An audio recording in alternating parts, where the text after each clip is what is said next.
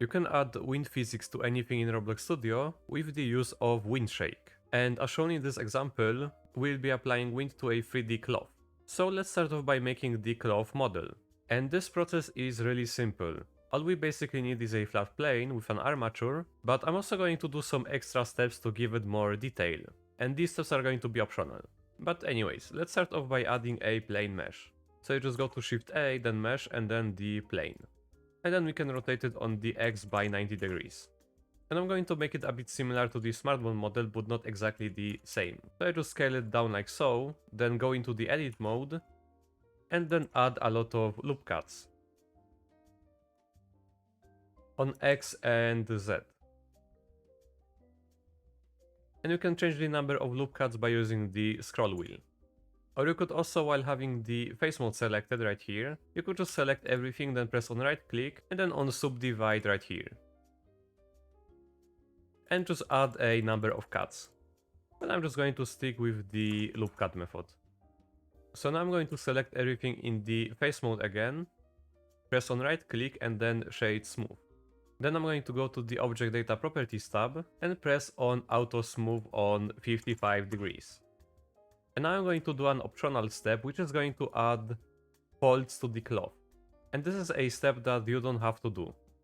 So now I'm just going to go into the sculpting tab. And this is our plane that we have right here. So I'm going to enable Dino Topo, press on OK, and then select smooth shading right here. Then I'm going to press on the cloth brush, then just zoom it out, and just go around it like so.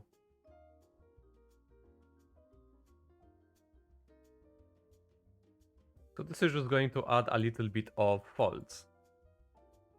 And then just go back to the modeling tab. So this is going to be our piece of cloth wood. For some detail, I'm just going to add a rope and some poles that this object, this cloth, is going to be hanging on. And this again is going to be an optional step. It's gonna be something that you don't have to do right now, because you can even make it in Studio later. So while being in the object mode and not the edit mode, because we don't want to apply anything else to this mesh right now, I'm going to press on Shift A and then add a cylinder. Then just scale it down a bit, then go into the edit mode, and here in edit mode we want to move it out without moving the pivot. So the pivot point is going to be right here in the center. Then I can go into the modifiers tab and just add a mirror modifier. And it's going to be on the x-axis. And I can shade this object smoothly too, on 55 degrees.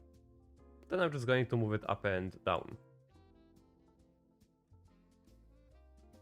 And here if you want to scale it down, you can do so by Alt-S, or by pressing on S and then doing Shift-Z, so it's not gonna scale it on the Z-axis. And this cylinder is going to be the poles. I'm also going to rename this plane to cloth. And now let's just quickly add a rope right here in the center. So what I can do is add a curve, and then just add a circle. And then here in the object data properties, I can go to geometry, and then just add some depth on the bevel. And just lower the resolution, because this part doesn't need to be detailed. Then rotate it on X by 90 degrees. And then just go to the edit mode. And here I want to select these 2 points, and just scale them down on X axis. Then move this whole thing up, and just do some manual fixing. I can also see that the rope is going to be a bit too thick, so I can lower the depth. And then after I have the rope that's going to be right here, what I can do is go to Object, then Apply, and then Visual Geometry to Mesh. So this is going to be a mesh and not a curve anymore. After that, select the wireframe mode, and then remove all of these faces from right here. And then just do some manual fixing so it's not going to clip out of the poles. And I will just name this one rope. And now is the time to actually apply an armature to our cloth right here. So I can select the poles and the rope and just hide them for now, because they're gonna get in the way. and then while being in the object mode, I can press on Shift A and then just add an armature. And this armature right here is going to create this bone in the middle. If I expand it in the tree hierarchy, this is going to be our bone. And what I need to do is move it upwards and rotate it on X by 180 degrees. Then just scale it down a bit. And now this is going to be a root bone where every other bone is going to be moving out from it. So what I can do is place it roughly around right here. Then go into the armature's edit mode. And then select this point of the bone right here on the top. And extrude another bone out. And then just move it a bit downwards. Also you can extrude on selected axis by holding the scroll wheel. Then we also want to position these bones around here at the top, because these bones right here are going to have influence over this top part, and we don't want this part to be moving because it's just going to look weird. But then after having all of these 3 points selected, we just want to extrude them downwards like this. Around 3 or 4 times.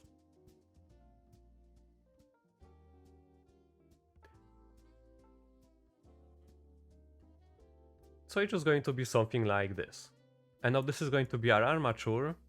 Make sure that the armature in the Explorer has all of these bones right here, and that they are connected in the right order.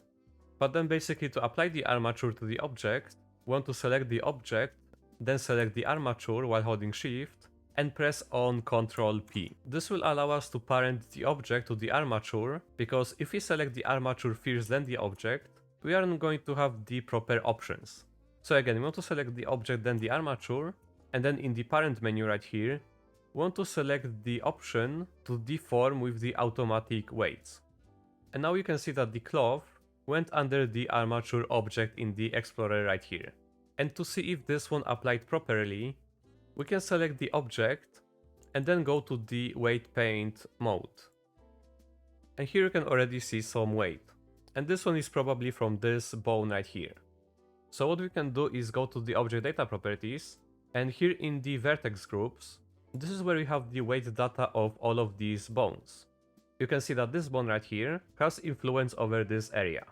Then the next one has influence over this area. And so on. There is something that we need to fix on 2 bones. One is going to be this one, because we don't want to have any weight on top right here. So what we can do while having this group selected, and also having this paintbrush tool, we can set the weight of the brush to 0. And then we can just go over this area like this. And we want to do that with the second bone right here also.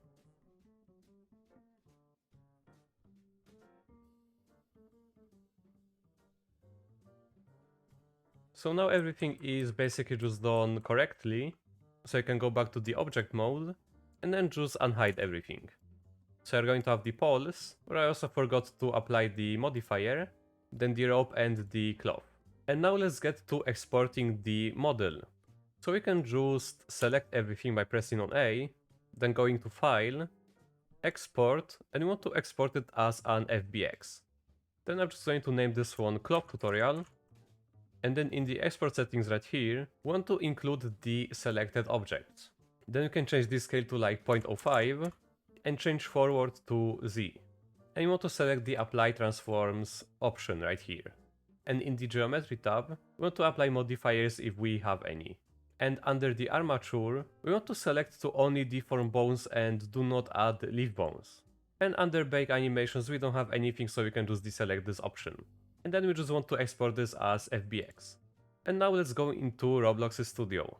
And I am in my WindShake place right now. And before we start applying the WindShake, I kind of need to talk about one of these examples right here. I made a video about the WindShake module that I highly recommend that you check out, because I go in depth about the module and its performance, and also how to set it up and use it. But I said in there that the model from my smartphone tutorial, which is this one, needs to be made in a bit of a different way. And that's because of the armature, where you can see bones on this model are basically just going like this.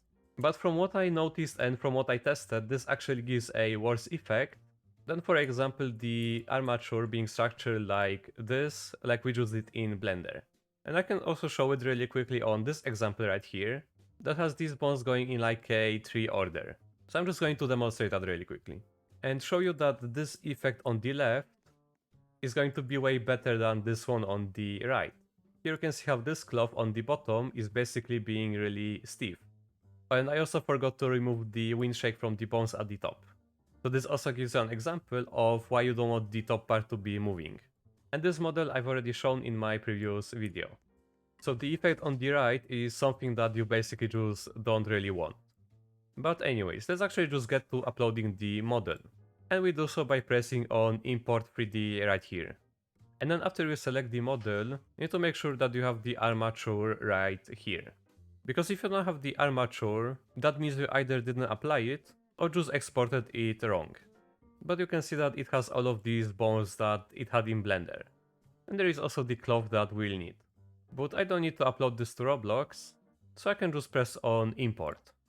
And here is the model in Studio, so I'm just going to anchor it and just apply some materials really quickly. So I have my cloth tutorial right here. And I don't need the animation controller and the initial poses. And not to just add WindShake to this model, because I already have the module and the initialize script. All we need to do is apply the WindShake tag to the bones in the root part. And I can just copy these lines of code that do it manually, and then just paste it into the command prompt right here. So now all of these bones are going to have the WindShake tag. And we just want to remove the tag from these bones at the top. So you just press on X right here. And to set up WindShake, like I said, you can just watch my other video. And now I'm just going to do a run test. And now this cloth is being moved on the wind, but I kind of just need to rotate it right now. Oh, and I also forgot to make the cloth double-sided. So it's supposed to be like this. And now it's going to be moved on the wind.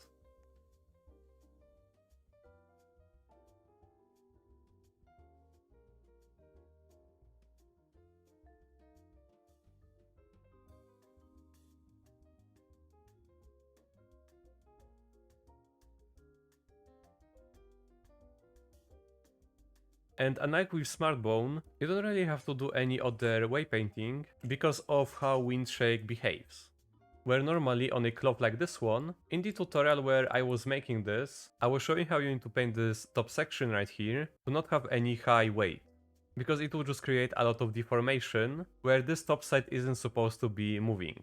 And compared to this model, you don't see any deformation going on this top part right here. And we didn't even do any weight painting. So yeah, that is basically going to be everything for today. So as usual, if you found this tutorial informative, then please leave a like. You can also subscribe to the channel if you want to support me, or if you want, you can become a channel member. But that's going to be everything for today, so thank you guys for watching and see ya.